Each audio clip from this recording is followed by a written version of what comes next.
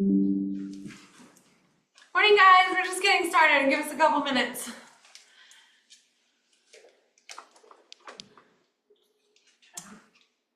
And then you can do share.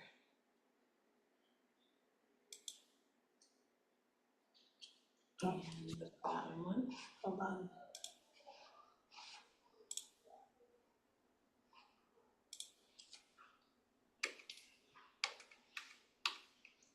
I don't have the clicker. That's okay. I can hear it clicker. Okay. Good morning. Good morning. Good morning. Where's everybody at? I think the wind is scaring people. What? That's the only And thing I I got can so think late and of. I can't. Can I have a donut? Yes. Yes, the donuts. Every part of wrong. Did you darken your hair? I did. I like it. You don't like it? It's a little too dark. Oh, well, it'll lighten, right? Eventually. I like it. I think it looks pretty. Thanks. Oh, we gotta move this. I got tired of having 14 different colors in my hair. I feel that. Okay. Sorry. Did you let those other two people in? I don't know. Oh, I don't know. Wow. Where's Ed? I don't know. Where is Ed?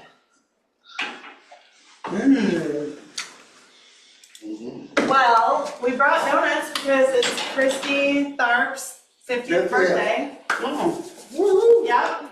But she's not here. Right. So, 50th? yeah, and we're celebrating Wow. I didn't know we were that close together. for her. For her. Okay. Welcome to the sales rally. Happy June 4th. We got a lot going on. Do you click to the next one? You have 9 people on Zoom too. Awesome. I always start with the Y4C2Ts, which is win-win, integrity, customers, commitment. It's our belief system at Keller Williams. So if anybody has anything they had in the last week that fits into this belief system, you know, ideas before results or trust starts with honesty. If Kelly, did you have anything? Calling you out. You just went mutual, so you must have had a win-win. Yeah. Win-win, yeah. Or customers always come first. Or commitment. How long have you been working with the buyers? Commitment. I met him about first year on Francis King. Wow. Well, this seller, Yeah, and I sold the house up in the Grandview. oh, nice. He's kind of a flipper. So I sold that one and he's got it, so he's always giving me something to work with. He Nice, trusts me. I like it. So we got mutual, and it was a hard thing to get mutual because it wasn't no FHA, conventional or cash. Oh, so he's FHA? Oh, you couldn't use FHA. So you had to think outside the box. Right. Who is your lender on it, Michael? Did you go Gil? No. I represented him, so Yeah, oh, you're, oh, got it, so we couldn't advertise as FHA. So there's half the buyers. got it. I told him this.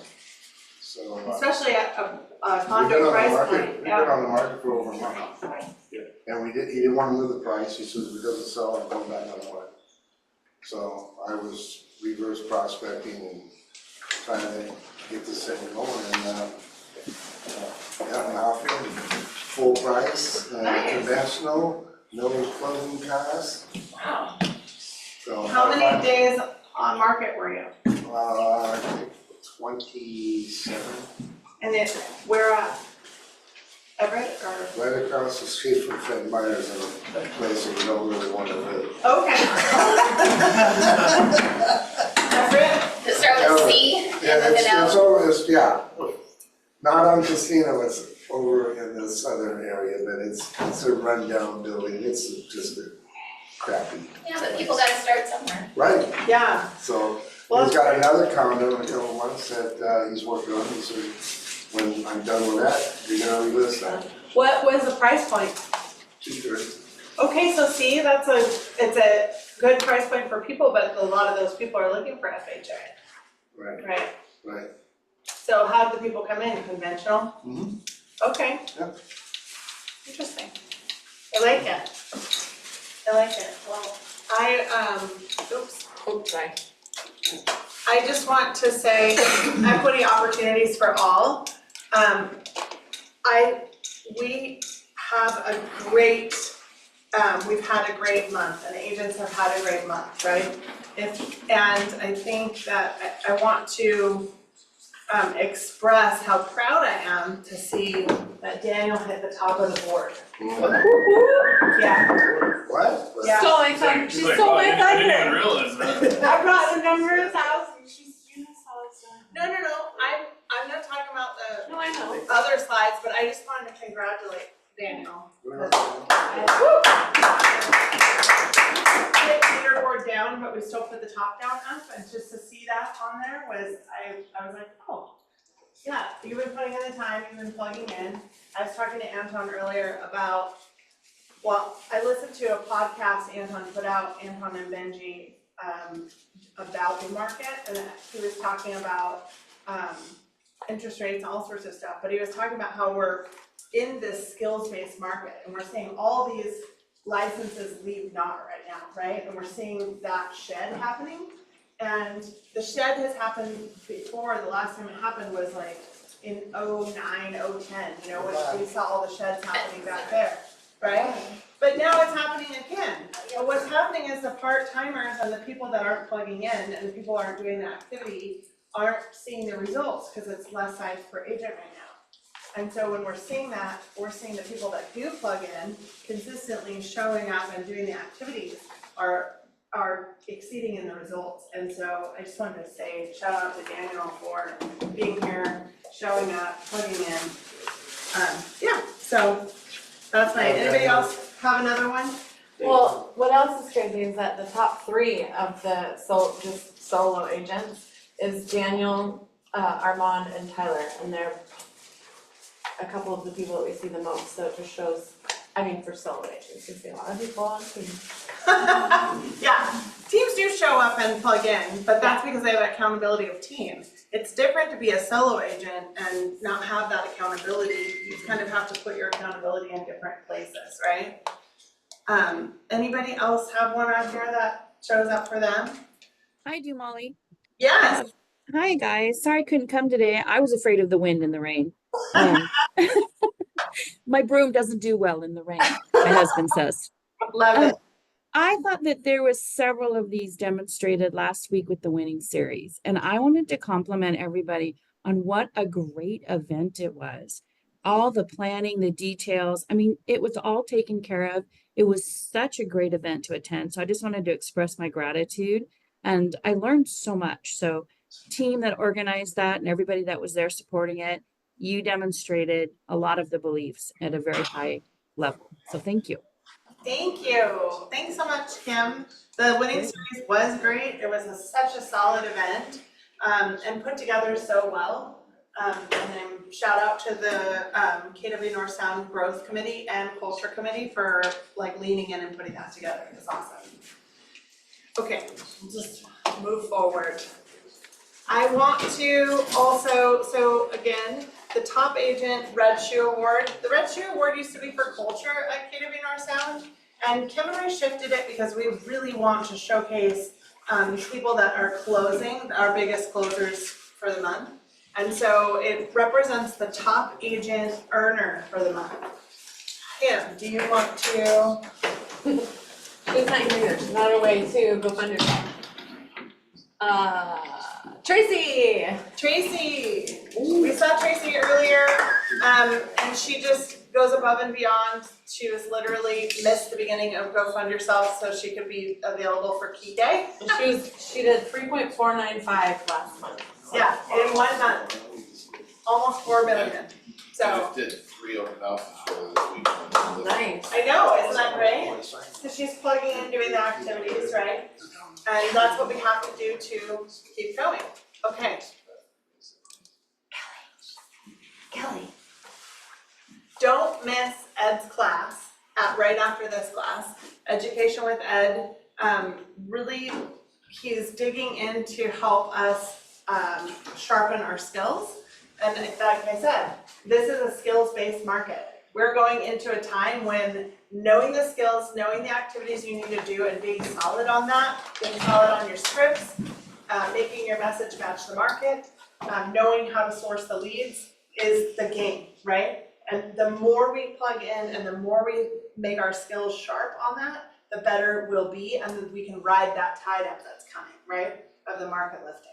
It's So like you read my mind, that's what we're gonna have. we'll see. One of the things. The other thing is a almost $600 gift that I'm gonna give people this day. Oh, I like $600. I know a couple things. It's a little deceiving to get you to stay. As a realtor, you get it, but you might not know you get it. But as a non-realtor, it'd be almost $600. Oh, I'll take that in cash, please. okay, I like it. So if you stay, there's a prize. Okay. And if you don't, I'll tell Molly later. Okay, so, hey, career night is next week. I posted on my Facebook, we're posting in the group, we have an Eventbrite link. Who do you wanna be in business with? Who have you met?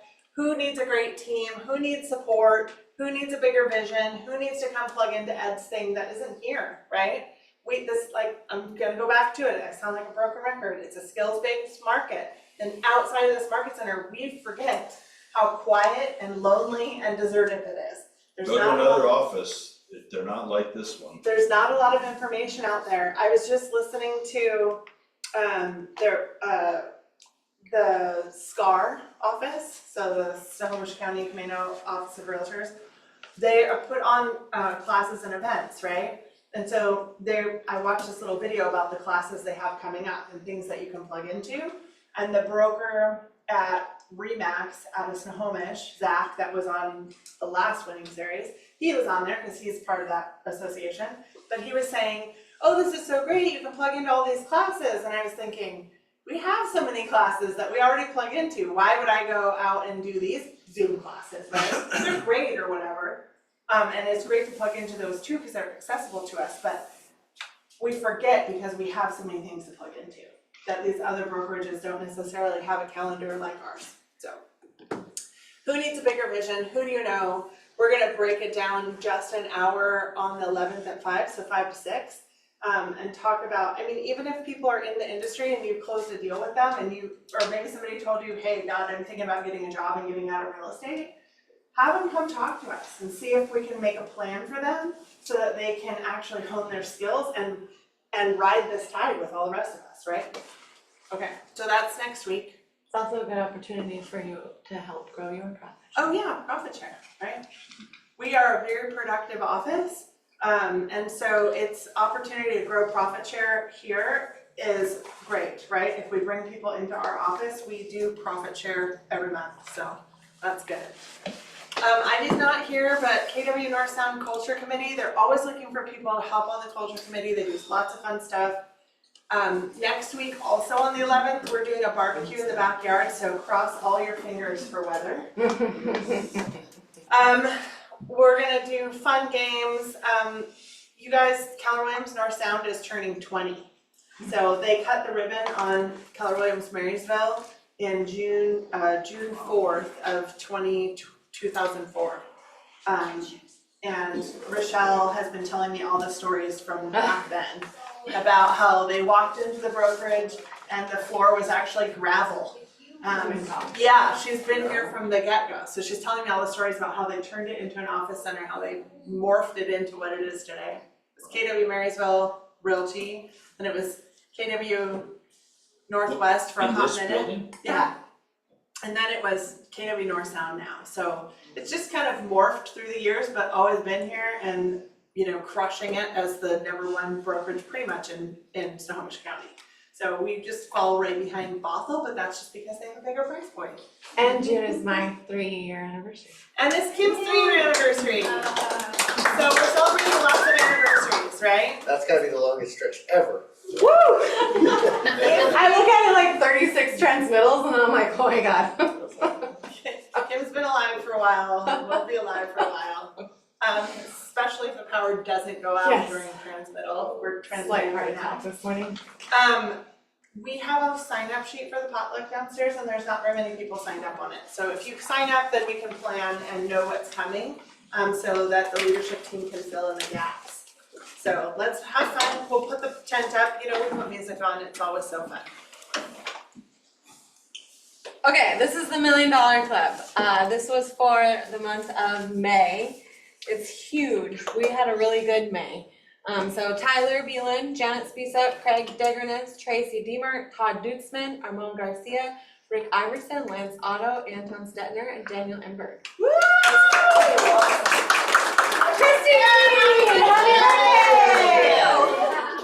We brought donuts for your birthday. Thank you. Yeah. Happy birthday, 21st. Jonah. Wonderful. Awesome.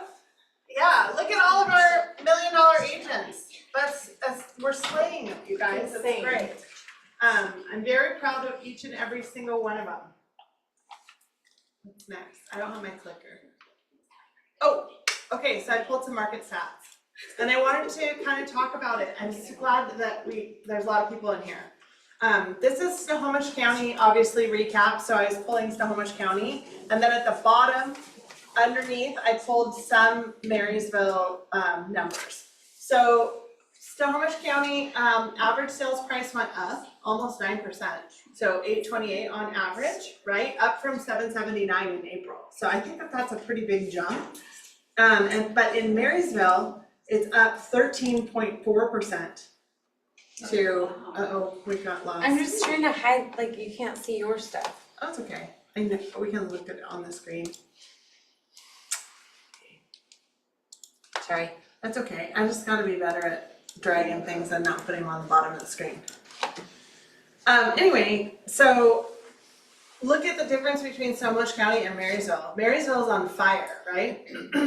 So the median sales price in Snohomish County is $752.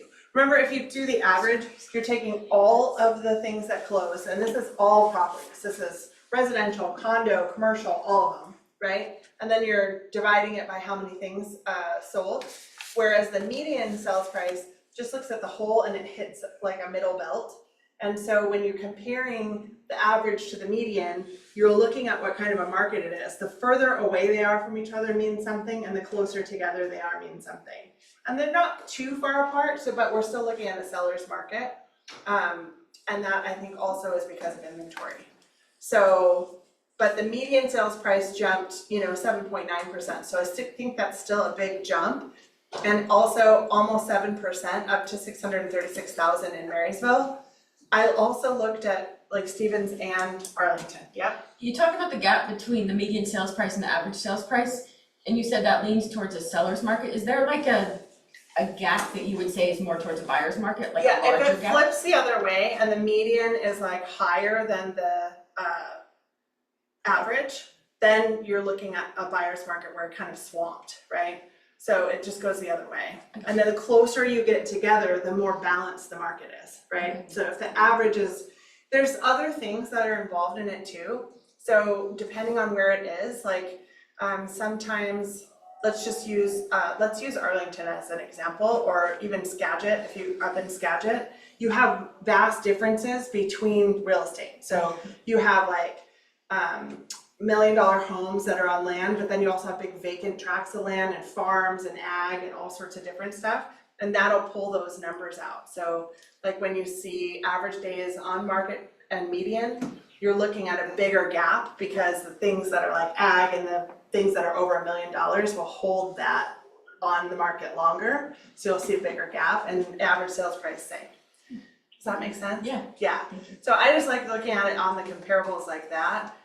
When I look at I looked at Arlington and Lake Stevens too, and their sales price was actually down slightly, right? And what does that mean? What are we seeing out there? Why is that going down? Well, we're seeing more listings coming on, and Marysville, it has more homes for sale than Lake Stevens or Arlington. So there's a couple things you can look at like that, but really it's just as many homes, more homes came on the market than homes went pending. So you see this little tiny, extra inventory, which is saying extra inventory is nuts, right? Mm-hmm. But if you look at the inventory numbers, like if you go into MLS stats and look at the inventory numbers, like It's 1.1% in Marysville and 1.5% in Lake Stevens and like 2.1 in Arlington months of inventory. So you can see the difference, how that stacks up for sales price. So if you have more buyers looking, you're gonna see some or if you have less buyers looking at more properties, you'll see price reduction, Pretty right? standard for the time of the year. Also that, right? June, gloom. In real estate, anybody else feel it? June gloom Except is, that our June is looking incredible. our June is looking incredible, but that's because we're Keller Williams I know. Farm Sound, right? I'm not kidding. It's Like, insane already. we have a secret sauce here because a lot of our agents are plugged in and very productive. So I think, but that's not what you see across the board. So a lot of June is usually a June gloom because that's when graduation is and school's getting out, people are going on vacation, and so you're seeing less property move this time of year, except we're here. Yeah. Yeah.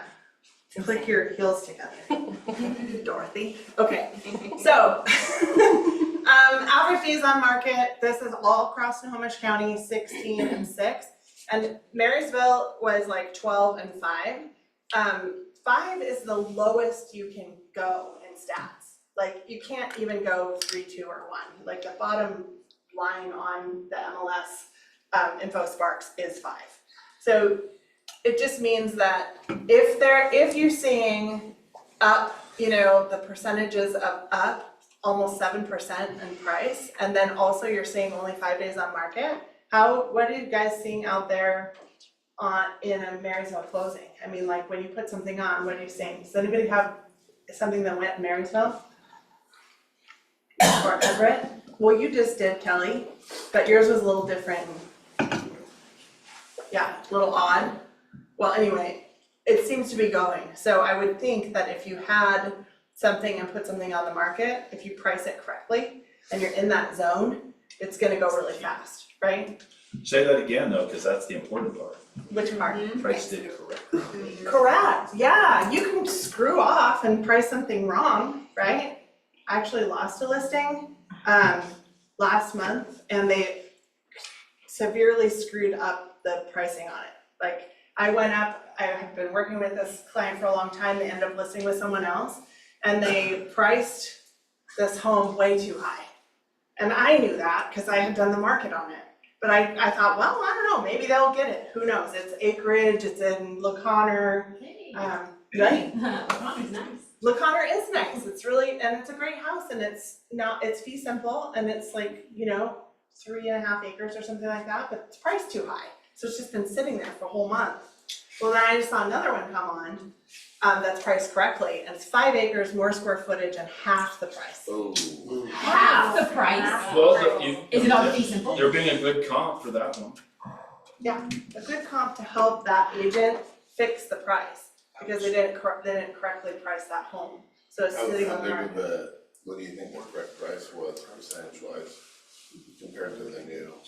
The new one came on for $750, and the other one is priced at 1.3, What were you recommending if you don't mind me asking? around 800 mark, Oh, wow. yeah. I think we talked about that, yeah. Yeah, and that's why I lost it, right? Because Yeah, over another a agent million came you along guys. and said that they could get more money, Yeah. which is why I lost, which is fine. But I just watch it and it breaks my heart a little bit for the seller, because now more time is on their hand. There's like so much involved with what they have to do now, right? They're now on a discounted property, there's so many So things. Molly, so my script in that situation Yes. would be, so Molly, here, there's 2 ways to price properties. I have to look myself in the mirror every day way, so I'm just open and honest with you and tell you the truth. A lot of agents will tell you the price you wanna hear, and then there are 2 people that think that's the right price, them and you, okay? So, here's what I would propose. You're gonna list with them, I understand that, but make it very clear to them, because normally what's gonna happen is they're gonna list it, and 6, 7 days later, they're gonna come and they're gonna start chipping away, wanting you to reduce the price. And make it very clear to them, you picked this price, so here's what's gonna happen. The first time you come to me with a price reduction, bring along a cancellation form, because that's what I want. You picked this price, you sell it at this price. don't come to me with any price adjustments. Yeah, that's very strong. I like the honesty part, because I'm always honest. When I'm like, sometimes I'm like, maybe I'm too honest. No, I don't think so. Because it all comes back around. You know, I already set the price that I was thinking, you know, at the time. And I always try to get them buy-in, you know? When you're sitting down with them, you always wanna know what they want and then help show them how to price it and allow them to pick the price with your data, right? Never just out of thin air, for sure. But I know this about the seller. I know the seller is sitting with this high-priced property and waiting and waiting and waiting. And the whole time, the properties that are coming on that's more like her property are priced more like what I was trying to steer her towards. Understanding the data. Data is so important. So understanding this data, we can help them understand what the market is doing right now so that you can correctly price. You know that pending sales are up, new listings are down in all of Snohomish County. So it's like up, new listings are up. Is that right? That doesn't look right. Yeah, that's up 35%, that's wrong. Sorry, Is that guys. from last year or from? No, I don't know what I did there. 3.5 maybe? Well, I was maybe looking at all the other stuff. Okay, so 16.1 new listings came on, up from 1255. What's the percentage on it? Not No, Yeah, that's a third, Yeah, that's probably right. that's third. I think it just messing you up because it says down. Yeah, I from just did 1255, change it's that. supposed to be up. There's a Sometimes. 400 point, yeah. Okay, so that's really good. So I'm just hung up on my bad underneath, don't look at that. But if you're talking about 35% increase in listings and only 14% in pendings, you know, we're talking about a big difference in what is happening in the market, right? And that's where you're seeing that maybe a little bit of stalling in some places in the market. Of course, that's all over in Snohomish County. In Marysville, 151 came on and 126 went off. So I like to bring in the like hyper local number, and you gotta do that when you're looking, like if you look at all of Snohomish County, then look at the area that you're working in. If it's Anacortes or La Conner or Granite Falls or Everett or whatever, look at that hyper local number and compare it to this. And then it kind of starts to tell a story that you can then tell your clients. I think those are very important.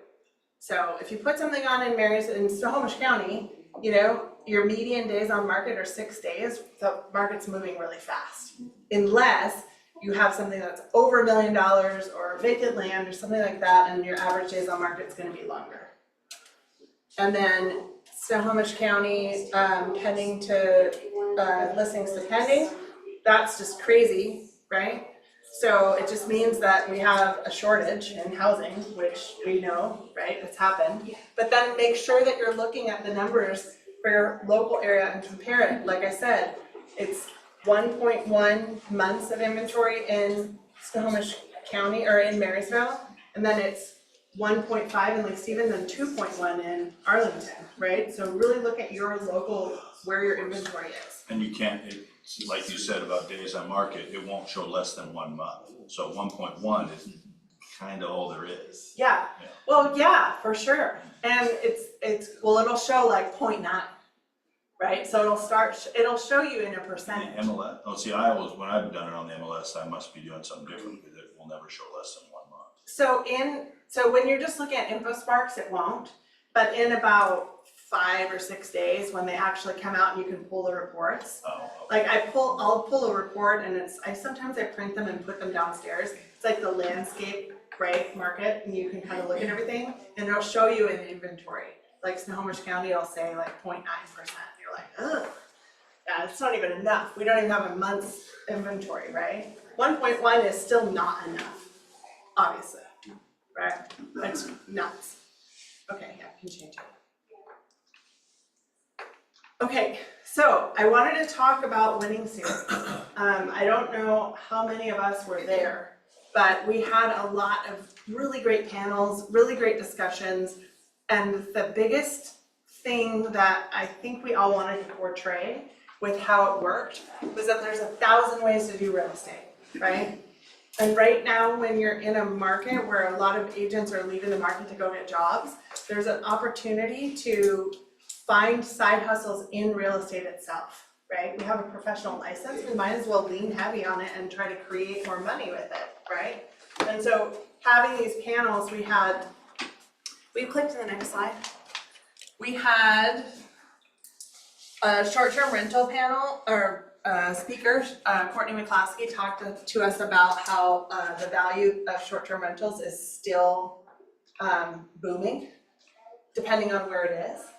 And getting with management on that, I think, is huge, because if you just put a short-term rental on and you sign on to Airbnb and do it yourself, I've done that, and you have to manage it yourself. But if you hire a company to help manage it, they have all the software and stuff that tweaks it and changes the picture every 2 seconds and does all this stuff, you know, to make it show up more. So it's just more valuable to at least run the numbers by a management company to see if it will increase your overall cash flow. Balancing broker investor was great. It was about investors and brokers that are also investors and how to balance those two things, like as a side hustle. Daniel, do you want to say anything about your takeaways on any of these panels? Didn't bring my notes in, but, What? I mean, there's other people there, they wanna balance things off. I have something really quick. Yeah. From Courtney's thing, one of the things that she said that really, I was like, oh, that's a great idea. She had a client that had a house that was on the market for a long time, and they wanted to take it off the market, and so then she presented them with the idea of turning it into an Airbnb, and she showed them the stats of like, if we take it off the market and we wait and we resell it, or if you turn it into an Airbnb, this is your potential in it. And then they did it, and then it's been, I don't remember her numbers, but she showed the Solid. success rate to it, yeah. 15.5 per month Yeah, versus the sol- market rent of 65, Yeah, so she went from having it sitting on the market to having it make them money solid. And I was like, that's a great idea that agents should have in the back of their minds for opportunities like that. Yeah, customers always come first, right? The idea of helping them solve their problem, and it's, you know, eventually maybe they'll sell it, right? And eventually they're gonna have, now it's an investment property that you can sell it with that data too. And what she So- was saying too was then it doesn't, like, it stays in show shape. Yeah. Because it's always ready to be That was like, That's the ideal thing with that, cause people, if you're gonna flip it, you overinvest in it. And so you don't wanna make it long-term. I have the situation in Arlington like that too, which was a short-term Yeah. for 2 years. And I have a long-termer in there now, cause it's just better cash flow, Yeah. it makes more sense. But they're thrashing the house and I'm like, whatever, I just forget about it, I don't really care. But like, I'm like, when it was like short-term, every single week I would put a cleaner in there. Yeah. And it's like perfectly maintained for 3 years, nothing ever got broken. This tenant texts me every 2 weeks that they broke something, I'm like, how the fuck did you break something? I'm like, whatever, it doesn't matter, like, So then if they decide they wanna put it back on the market, it's just ready to yeah. go, ready to take pictures. And then Hers was she's, like a 1.2 million And already house, staged. so you don't Yeah. trash And it. already have pictures a lot of times. and the site that she mentioned was AirDNA, and Yeah. that shows its potential as an Airbnb. Yeah, it's really cool. So if you have clients that maybe have a second property and they're on the fence about what to do with it, or maybe they have a long-term rental, you can consult with them with a tool like AirDNA. They have free resources on there, so you don't have to sign up. It doesn't cost anything. They have the ability to put the address in, and it'll show you the potential for the short-term rental cash flow that you could get off that property, which is really cool, right? So it just gives you, it's just like Googling something, and it's that simple, but you can bring one extra tool into your consultation with your clients. So maybe they aren't gonna buy or sell right now, but you can move them into that consultation, just be the expert for them, right? And now you're lining their pockets with some cash flow, which is great, right, for rapport and future and referrals. And now maybe they want, 3 more friends to talk to about their properties and get a referral out of that. You never know what's gonna happen, but it's nice to have that piece. I listen to Courtney all the time on short-term rentals. And it's also a piece I talk about pretty much to every single client I meet with. With the balancing broker investor, the thing I took away from that was not so much about real estate, actually. It was when Kate Johansson said, she's recently divorced and not pointing anything at anything, but the thing that she said was sometimes when you are growing a business and you're building something, right, you have to become the person that can handle all of that stuff, right? Maybe you're not the person yet, but you have to become the person, so you have to do some personal growth to get to that place. And sometimes you outgrow the people that are around you. She said, sometimes you outgrow the people that are around you, and I thought, whoa, that's huge, right? We have to be able to be willing to look in the mirror and see where we're at, see where we need to be, and then either bring the people along with us, right? Or outgrow them. And he was her business partner, right? Yes. Yeah. They were married, business partner, yeah, he granted, but she definitely had some personal journey to go through to be able to have her broker license, right? Be an agent, and then also be an investor and do all of these things. They're scary things, you know, and they're risky things. And manage the project itself. Right, manage yourself, your emotions, and it's hard to manage another person's emotions, and sometimes we outgrow those people. We have to align with the people that are gonna drive us forward and hold us accountable in a positive way. That's huge. Other people on the panel were talking about partnership in real estate, you know, and they were like, oh yeah, my partner's on board, and you know, we do this. Jeff Latham just keeps his wife happy and goes out and hunts and does all the stuff, provides, swoon. But, you know, like the conversation on that panel was really interesting because when you are an agent and we work really hard as agents going out and sourcing leads and doing all this stuff, but then when you add on a side hustle of investing, right, a side hustle in our industry, you literally have your foot in two different worlds. Right? You're running two businesses at the same time, and it's not necessarily for the light of heart. Yeah, there's a lot to that panel. I got on Jeff's, the coolest thing for an agent to take away, I think, is that he has more tools than everyone else tries to utilize, which, I mean, it's super cool. So have more out there. And even touching on the short term previously, like, I think too many agents go out and try to just push people to sell their house, and I think it's a huge mistake that too many agents make. So if you have a tool, and I literally tell every listing appointment that I go to, I think you should keep this house, and they trust me, because I don't want them to Instant sell it. report of it. But I'm like, if we ran the numbers and you kept this house, would that, you know, benefit you? Most people don't want to be landlords, and this state sucks to be a landlord in and all that kind of stuff. But you know, you can still steer it and like help them make better decisions with their best interest. Tell me more about what you mean when you said Jeff has more tools. He could buy their house, Okay. which I offer every single person as well. He can invest in their house, which I also offer every single person. And he can market and sell their house at top of the market. So invest in their house to get it sold, like Yes. help them out, create a plan for them. Yeah, I tell anybody, I'm like, I will openly give you $20,000 to invest in this house if it's to the benefit of increasing the value of your house. Most agents aren't gonna do that, so. And then, or you could directly give them a cash offer, which all of us could do if we wanted to. I think we could all have all And all of those, our offers would be better than Jeff Latham's, I can but promise I you think that. all those Mine too. tools are tools that we all have access to. Yeah. Because even if I'm never gonna invest and help somebody get from point A to B, because I gotta stay in my lane and do the thing I do well, right? That might be a nightmare for me, because I'm not a books, I don't keep my books great. Neither do I. But, well, here's the thing, but knowing people here, we have 150 some brokers in this office. There's somebody in this office that would be willing to do that, right? I know Angie Niethammer does that with her clients. I know Anton does that with some of his. I know you do that, right? I know, Corey might do that. So depending on who it is that's doing it, I could refer that business to you and set up a partnership Yeah. like that, right? For sure. And as long as it pencils and is right, utilize the things we have, utilize our community, right? Yeah. We're a community that's full of investors and everywhere, I mean, right?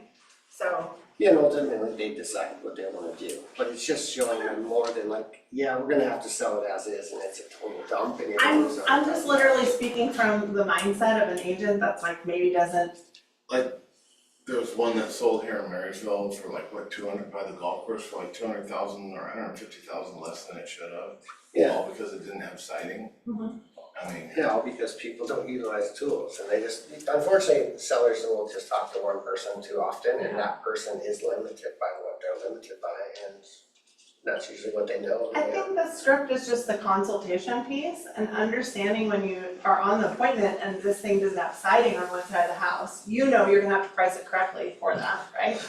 But you have the opportunity to say, hey, I know somebody that would be willing to come in. Now you're just brokering the project, right? And you don't have to do it yourself, find the other agent in the office that's willing to do it. You also don't have to answer right away at that consultation and say, hey, I might have another option for you. You mind meeting me on Thursday at 10? I can bring this other guy in, and then tell the story. I saw them, put siding on the side of the house and they got a better market value, could put more money in your pocket eventually. Would you mind coming back in and sitting down and consulting on what that would look like?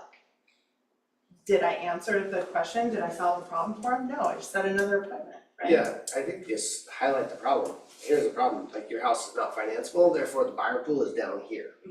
And so do we wanna create a house that's financeable and make the buyer pool up here? And Yeah, that's all you gotta say, and Well, then just that's- make it happen. it's because of Daniel, I went down to Renton and offered that same thing and they were nice enough to call me and tell me how happy they were to utilize all my advice and go with somebody else. You also have to have personality.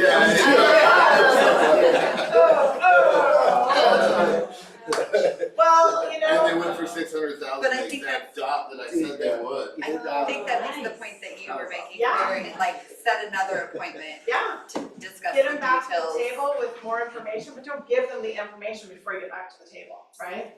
Get them back to the table so that when you're presenting the information, you hand them a pen and you're getting their signature at the same time. Because putting yourself in the position where you're the expert in that, even if you don't know. Because at the end of the day in real estate, are any of us experts? No, and we're never gonna be. It doesn't matter if we done, 10,000 transactions or 5. At the end of the day, we just have to put ourselves in the right place and be able to grab the people and information we need and put together a plan for them. So a planning plan, yeah, that's it. Anyway, what else? Creative inventory with ADU and Dadu, okay, that was huge. Who hasn't heard of the Dadu ADU stuff going on? It's everywhere, on fire. That panel was very interesting. We had a financial, the guy, let's see, what was his name? Richard Hager? Yeah, that guy was smart as hell. Okay. Smartest guy in the room. Yeah, his Wow. family, his real estate license number was like 4. Yeah. Yeah. It was like Yeah. 448. Okay, Yeah. 48. Dude, he's like, Ocean Shores, yeah, we did that. And I was like, my family did that. We're like, okay. When he said Ocean Shores, I was thinking about that neighborhood above Not the it. whole thing. No, yeah, he meant the The whole whole city. Ocean Shores plan, right? And so he did he's appraiser, also real estate agent, also developer, also all these things. So we had him, and then sitting next to him was Marko Djukanovic, who does tiny homes and right down here at the Carriage Houses Northwest and Everett ADU.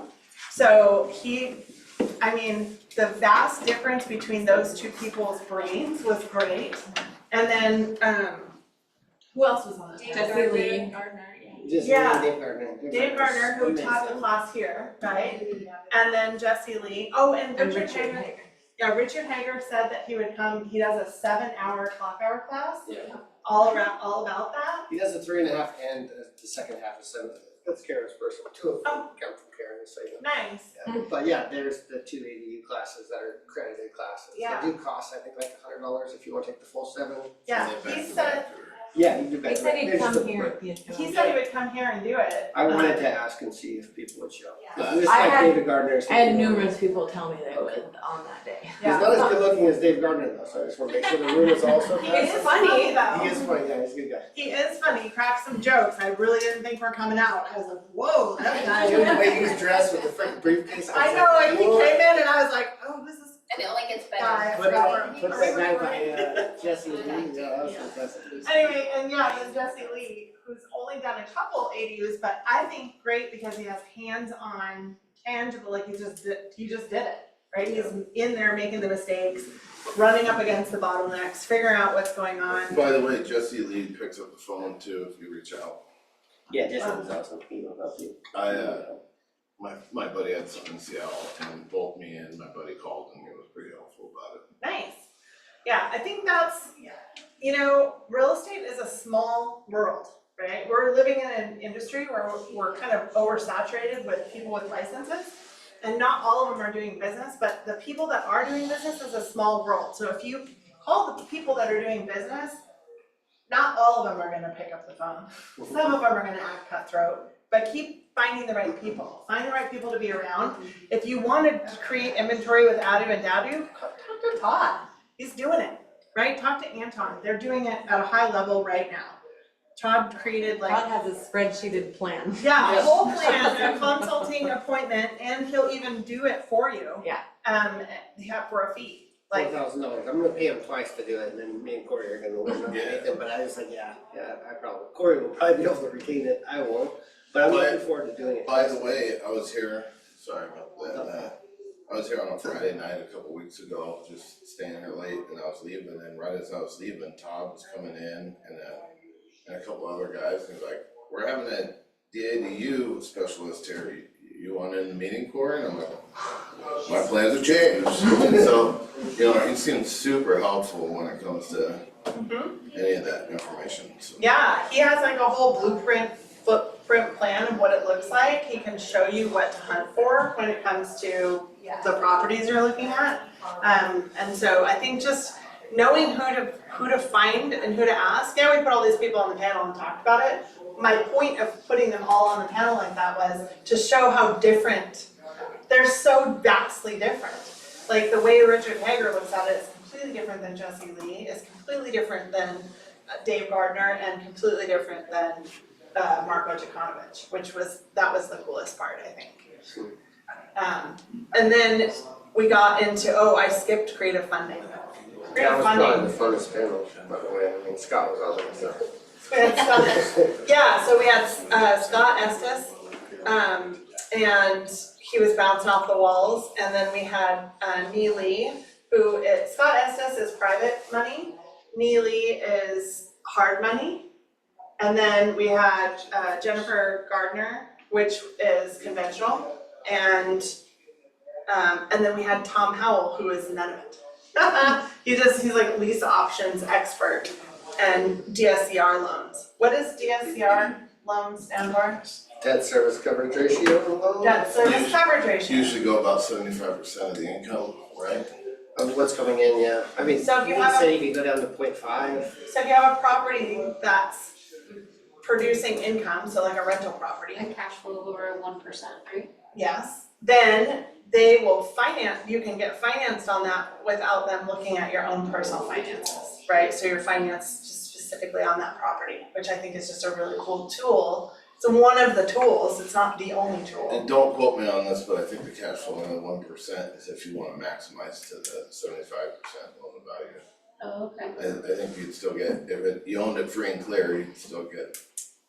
Yeah, I mean, you could refinance into DSCR if you wanted to, if the thing was cash flowing. You're not gonna be able to buy something outright in this state with it, but you can, if with me, you could get a percentage of funding depending on the structure of it.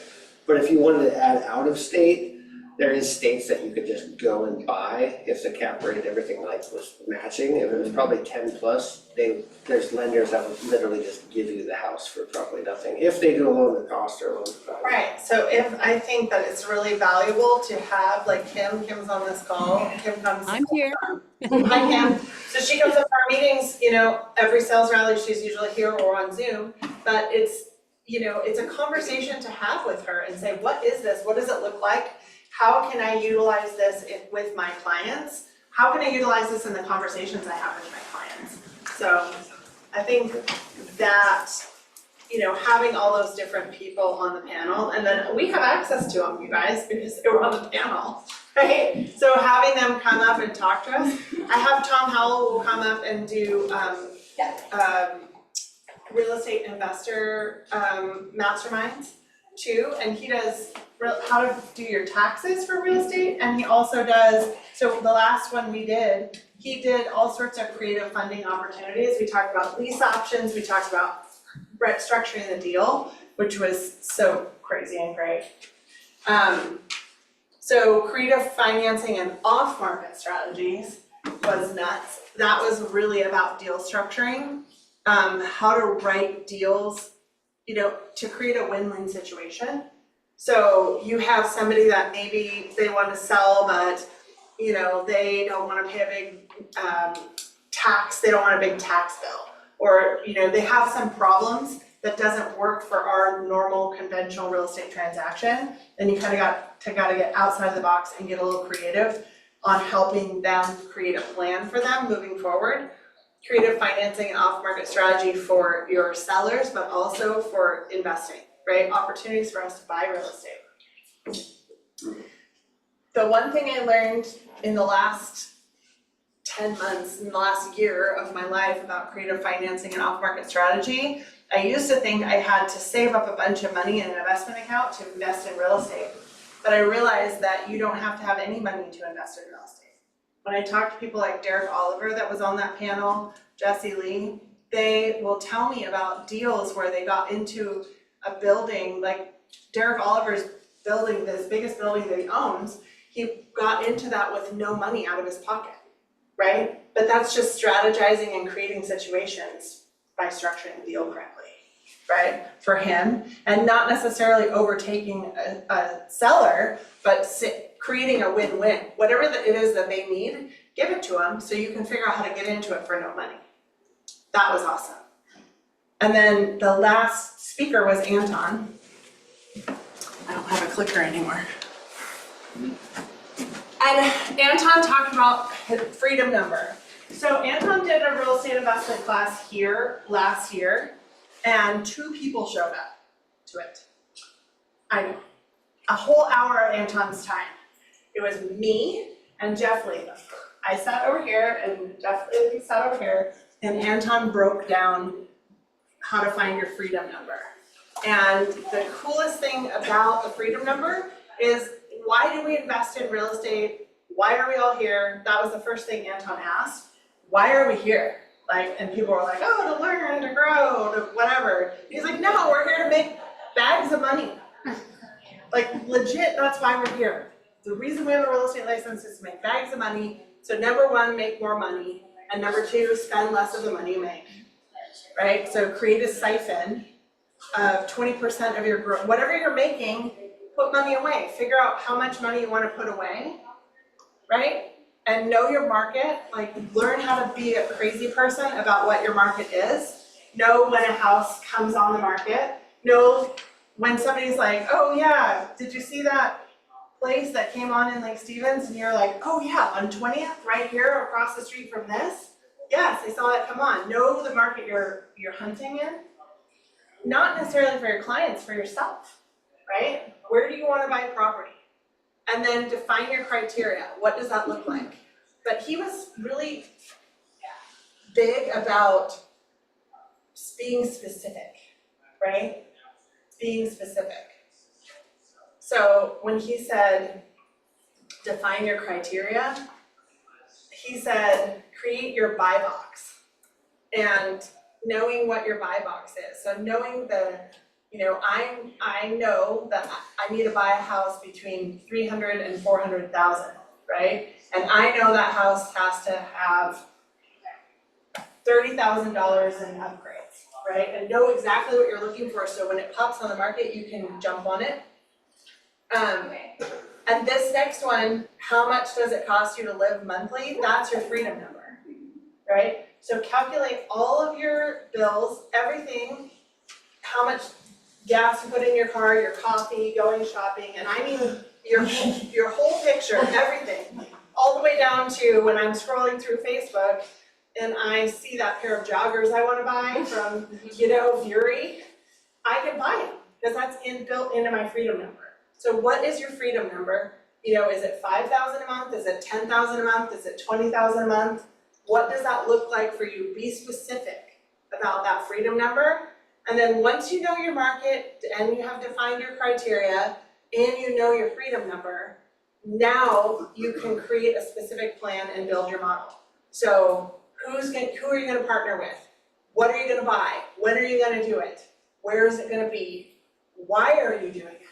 And then create a plan around that so that every day you can plug in and spend an hour specifically on your own target, spend an hour lead genning for business, but spend an hour targeting your own stuff, right? Because what are we actually doing here? We're building lives worth living, right? We're creating legacies worth leaving. That's the whole point of Keller Williams. That's what Gary Keller's been telling us forever. And Anton broke it down into these 8 steps. It's amazing. So he said, and then figure out what your why is. Is it your freedom number? Is that your why? Is it that you want to put your 3 kids through college? Do you want to buy a Porsche next year? Do you want to buy a Ford truck with a Shelby. Yeah? What is your why? Hone in on that and then create your plan and make it super clear. And who is gonna help you get there is your accountability. So find the people that are willing to not crush you, but willing to lift you up and say, hey, what are you doing for the Ford? Did you buy a property yet? Did you do that? Right? Daniel, did you buy another flip? You crushed it this month, right? So find the people that are willing to dig in on that and sharpen your skills. And then the last thing Anton said was, write down one thing right now. He said it's gonna get real quiet and weird in here, but take out a paper and write down one thing you can do today that leads you to your freedom number. So what is one thing? And it might just be defining your criteria or figuring out where you wanna buy it at, right? But that's it, so. Anton? Who was there, Kelly? You were there? Or was there? I was there. What did you write down? Do you remember writing something down? You got freedom number? No. Or what was The your one thing? takeaway? No, I didn't write. No, you're gonna buy something, no. I'm currently working on a bar next. Yeah, Port of Ireland. Well, Kira, maybe buy a building that you own down there, that you bought in. Yes. How about that? Right? Do you guys serve red snapper down there? Crispy style? I had it downstairs. Oh, yeah. You catch it. You get, You got the big pan that you cook in and make it all crispy, Oh, fried chicken. It's Mexico, we can do anything. The Mexico fried fish is the best. Anybody else have a takeaway that they're willing to share? From that one particular, well, I'm still on stage 1, that's what my takeaway was, right? Okay, make more money? Yeah. I think to be on number 1, you also have to be on number 2. Yep. That's what I was like. He was like, make more money. I'm like, yeah. And then he's like, spend less than the money you make. I'm like, oh, I am making more money and I am also spending more money. Coming from the MCA. Yes, so that was my big takeaway was I have to do more of number 2. I would like to do more of number 3, but you have to do more of number 1 to get to more of number 3. Yeah. Right? Right? Yeah. When I think, like you said, putting it in your calendar, scheduling it now, when are you gonna spend the time working on it? Yeah, even if it's just defining your criteria, that might not take you an hour, that might be 15 Probably minutes the of most your time. important part, because most people don't buy because they don't know if it's a good deal. I get texts every week from agents and they're like, I think this is a good deal. I'm like, you think? Or did you not think? You want me to tell you. They want it's you a to good want deal. you to think. Yeah. I'm like, well, if it's a good deal, then I would buy it. Whatever, I'll totally help anybody out, but they don't know. They just see something that is distressed or is not their normal and they're like, is this a good deal? So how do you find out if something is a good deal? Then you have to look at this, who can you talk to I can teach you what a good deal is so that you know how to define that for yourself. And you can spend the time, that 15 minutes, dealing with that, right? Yeah, sounds good. I think my, It's a little bit of that. the other biggest takeaway of the whole day was that none of those people waited until they were ready and knew how to do it all. Everyone up there was like, ooh, and just threw out some numbers and figured it out, or like, oh, I didn't have the money, or I still don't have the money, borrowed from this guy, like everyone up there just dove in. Right. I think And a they lot- all messed up. Yeah, well, Yeah. yeah, and they shared some of that too, which was interesting, but I think a lot of people that are newer to the real estate world are scared because they don't know enough, or they don't have a plan, or they're not ready, and you just gotta jump in. It's just human nature to ready, aim, aim, and never fire. Yeah, Right? Yeah. Yeah, well, It's why it's ready, a big fire, aim. loud noise, and it's gonna jump back, and it might hurt you, and like, there's so many the what ifs of that, right? Well, they think I can't prospect, I don't have my website set up. yeah. Right. Ready to get ready. Well, right, but that's just the fear of showing up, and they just don't wanna look dumb, you know, so they wanna have everything like supporting them, but we have to help agents in this world realize that the support comes from within themselves and the languaging to set the next appointment, right? You can tread water or you can swim to shore. That's It's true. up to you. Right, and you know, if you have a good enough why, you're gonna swim like your life depends on it. Even if you're doggy paddling, you're moving the right way. That's true. So I'm just gonna leave off with that Derek Oliver and Kate Johansson were on stage, and they have an event tomorrow night in Everett at CoWork called From Street Hustle to Real Estate Muscle. So they're having a little mini panel, but it's about people that came from the streets basically, and now they're millionaires, right? And how they did that is incredible because they're real tangible people. One of them is Derek Oliver, telling his story from addiction to being a millionaire and being able to put these deals together. And the other one, Jesse Lee, and I don't know the third person on the panel, but I'm gonna be there because now that I heard from these people, I want to put myself around them more. I might be late, but I'll see you there. Oh, I think I'll see be you there too. I actually started at the same spot that Kate did, which I found was interesting, because I was like, I always thought I kinda recognized her, but I didn't realize that. I started at the auctions in 2014, Probably bought a house from her. and she came, no, you know, I probably did talk to her a little bit in 2016 when she came in with Keller. But yeah, she said that she started at the auction, and that's all that I figured out that to buy, you know, because I just would just go buy something, I just figured out I needed to buy something, so I saved up $130,000, and it was like, the easiest place to buy is at the courthouse, and so I did that for 3 years. And then I figured out it's the worst place to buy houses, which I would've just called Anton, but either way, I just thought it was kind of funny that she started there, and that's kind of all she figured out until she is like, well, this isn't actually good at all either. Right. Kind of the same story of maneuvering to figure out what the actual better paths are, but doing something was better. And who to align yourself with, right?